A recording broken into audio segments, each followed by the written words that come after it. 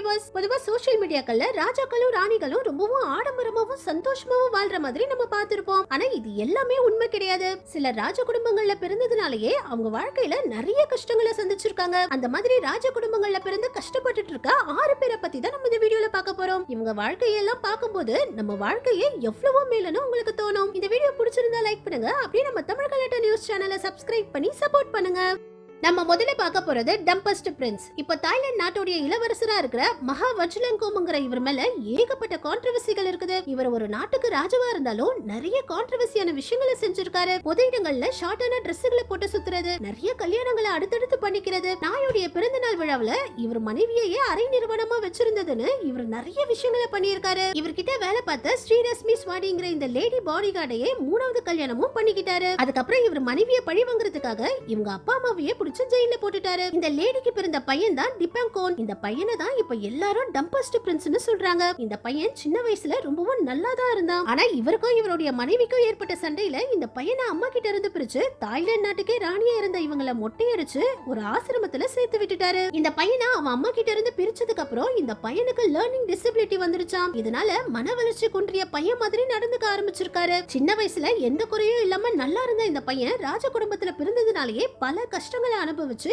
இப்போ ஒரு ஷோகேஸ் பொம்மை மாதிரி தான் எல்லா இடங்களுக்கும் வந்து போறாரு. அடுத்தது பிரின்சஸ் மகோ கோமர். பொதுவா ராஜ குடும்பத்துல நடக்கிற கல்யாணங்கள் பயங்கர கிராண்டா நடக்கும். ஆனா ஜப்பான் நாட்டு இளவரசியான மகோங்கிற இவங்களுடைய திருமணம் ரொம்பவும் சிம்பிளா தான் நடந்துச்சு. அதுலயும் இவங்க லவ் பண்ண பையனை கல்யாணம் பண்ணிக்கிறதுக்காக இவங்க ராஜ குடும்பத்தை விட்டு வெளியேறிட்டாங்க. ஜப்பான் நாட்டு ராஜ குடும்பத்துக்கும் மிகப்பெரிய வரலாறு இருக்குது. இப்ப ஜப்பான் ராஜ குடும்பத்துல மொத்தமாவே 17 பேர் தான் இருக்காங்க. அதுல 4 பேர் தான் ஆண்கள், மீதி 13 பேர் பெண்கள். ஜப்பான் ராஜ குடும்பத்துல இருக்கிற ரூல்ஸ் என்னன்னா, ராஜ குடும்பத்துல பிறந்த ஆண்கள் நார்மலான பெண்களை திருமணம் பண்ணிக்கிட்டா அவங்களும் ஜப்பான் நாட்டுக்கே இளவரசி ஆயிடுவாங்க. ஆனா அதுவே ராஜ குடும்பத்துல பிறந்த பெண்கள் நார்மலான குடும்பத்துல பிறந்த ஆண்களை கல்யாணம் பண்ணிக்கிட்டா அவங்க ஜப்பான் நாட்டுக்கு இளவரசரா ஆக முடியாது. அதுக்கு பதிலா வெளியாட்களை கல்யாணம் பண்ண பெண்களை ராஜ குடும்பத்துல இருந்து ஒதுக்கி வச்சிருவாங்க. ஜப்பான் இளவரசிங்கிற பட்டத்தையும் பிடுங்கிடுவாங்க. இதெல்லாம் தெரிஞ்சும் பிரின்சஸ் மெக்கோ நிறைய பிரச்சனைகளுக்கு அப்புறம் தன்னை லவ் பண்ண பையனை கல்யாணம் பண்றதுக்காக ஜப்பான் ராஜ குடும்பத்தை விட்டு வெளியேறி அவங்க லவ் பண்ண பையனையே கல்யாணமும் பண்ணிக்கிட்டாங்க. அடுத்தது ஸ்லீப்பிங் பிரின்ஸ். சவுதி ராஜ குடும்பமும் மிகப்பெரிய குடும்பம். இவங்க குடும்பத்துல 115க்கும் அதிகமான குடும்பத்தினர்கள் இருக்கிறாங்க. உலகத்திலேயே பணக்கார குடும்பம்னு இவங்க குடும்பத்தை தான் சொல்றாங்க.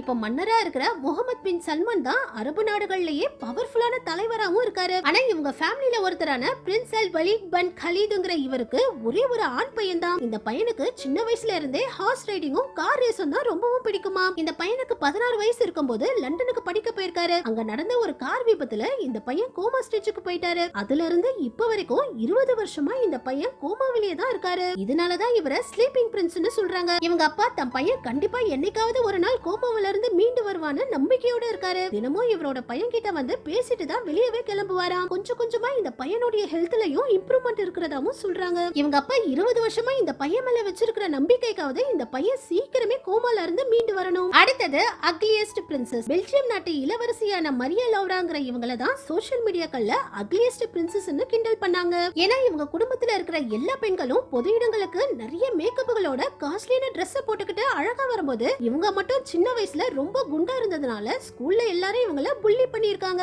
இதனால இப்படி அழகா சப்பியா இருந்த இவங்க உடனே பயங்கரமா உடம்பு குறைச்சு பல்லுக்கு கிளிப்பும் போட்டிருக்காங்க. அது இன்னும் இவங்களுடைய தோற்றத்தை ரொம்பவும் நார்மலா காட்டினதுனால ராஜ குடும்பத்துல பிறந்த அசிங்கமான ஒரு பொண்ணுன்னு சொல்லி அக்லி பிரின்ஸ்னு இவங்கள கூப்பிட ஆரம்பிச்சிருக்காங்க. இவங்களுடைய கழுத்து நீளமா இருக்கிறதுனால ஸ்கூல்ல இவங்களுக்கு ஈட்டின்னு கூட பட்ட பேர் வச்சிருக்காங்க. இதனால கொஞ்சம் வருஷங்களா சோஷியல் மீடியா பக்கமே வராம இருந்தாங்க. 2021ல தான் இவங்களுக்கு இவங்க மேலேயே கான்ஃபிடென்ட் வந்து என்னுடைய வாழ்க்கையில புது சாப்டர் ஆரம்பிக்க போறேன்னு சொல்லி இவங்களுடைய பாய் ஃப்ரெண்ட சோஷியல் மீடியால அறிமுகப்படுத்தினாங்க. அதுக்கப்புறம் ரொம்பவும் ஆடம்பரம் இல்லாம சிம்பிளான முறையில கல்யாணமும் பண்ணிக்கிட்டாங்க. கல்யாணத்தன்னைக்கு கூட இவங்க புதுசா வெட்டிங் Dress எடுக்காம இவங்க பாட்டியோட வெட்டிங் Dress போட்டு தான் இவங்க கல்யாணம் பண்ணிக்கிட்டாங்க. இப்ப இவங்களுக்கு ஒரு அழகான ஆண் குழந்தையும் பிறந்திருக்கு. ஆனா ராஜ குடும்பத்துல பிறந்ததுனாலேயே சின்ன வயசுல இருந்தே இவங்க நிறைய புல்லிங்க ஃபேஸ் பண்ணிருக்காங்க. அடுத்தது மிஸ்ஸிங் பிரின்ஸ். சவுதிக்கு அடுத்ததா துபாய் நாட்டு இளவரசரான ஷேக் முகமது பின் ரஷீத் அல் மக்தூம்ங்கிற இவரு தான் பணக்கார மன்னர்னு சொல்வாங்க. துபாயில உள்ள எல்லா பெரிய நிறுவனங்கள்லயும் இவருக்கு 70% ஷேர் இருக்குதாம். ஏற்கனவே இவருடைய 2 பசங்கள்ல பிரின்ஸ் ரஷீத் பின் முகமதுங்கிற இவரு 33 வயசுல திடீர்னு ஹார்ட் அட்டாக்ல இறந்து போயிட்டாரு. இவருடைய பொண்ணான பிரின்சஸ் லத்திஃபா பின் முகமது அல் மக்தூம்ங்கிற இவங்கள தான் சோஷியல் மீடியாக்கள்ல மிஸ்ஸிங் பிரின்ஸ்னு சொல்றாங்க.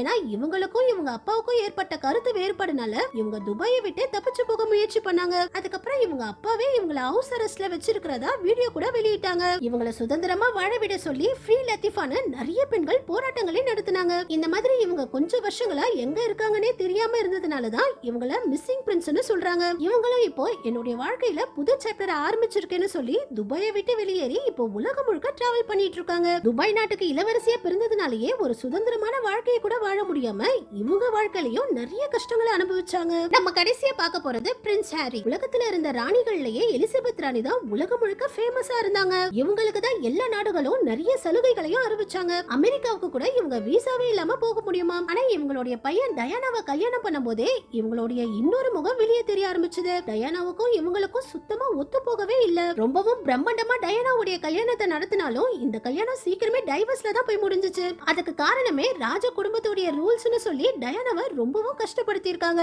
இங்கிலாந்து ராஜ குடும்பத்துடைய சட்டங்கள் எல்லாம் ரொம்பவே வித்தியாசமாவும் ஃபாலோ பண்றதுக்கு கஷ்டமாவும் இருக்கும். இதனாலேயே கடைசி பையனான பிரின்ஸ் ஹாரி கூட எனக்கு இந்த அரண்மனையும் வேண்டாம், ராஜ வாழ்க்கையும் வேண்டான்னு இங்கிலாந்தை விட்டு வெளியேறிட்டாரு. ஒரு நாட்டுடைய ராஜா முதல் முறையா அவருக்குன்னு ஒரு யூடியூப் சேனல் ஆரம்பிச்சதும் இவருதான். பிரின்ஸ் அண்ட் பிரின்சஸ் ஆஃப் வேல்ஸ்னு இவர் ஒரு யூடியூப் சேனலும் வச்சிருக்காரு. இங்கிலாந்து நாட்டு இளவரசர்கள்லயே இவருதான் ரொம்பவும் எளிமையான இளவரசரும் கூட. ஓகே வியூவர்ஸ், ராஜ குடும்பத்திலேயோ பணக்கார குடும்பத்திலேயோ பிறந்துட்டா மட்டும் நம்மளால சந்தோஷமா வாழ்ந்துட முடியாது. இவங்களுடைய ராஜ வாழ்க்கைகளை பத்தி நீங்க என்ன நினைக்கிறீங்கன்னு கமெண்ட்ஸ்ல சொல்லுங்க. இந்த வீடியோ பிடிச்சிருந்தா லைக் பண்ணுங்க, அப்படியே நம்ம சேனலையும் சப்ஸ்கிரைப் பண்ணி சப்போர்ட் பண்ணுங்க.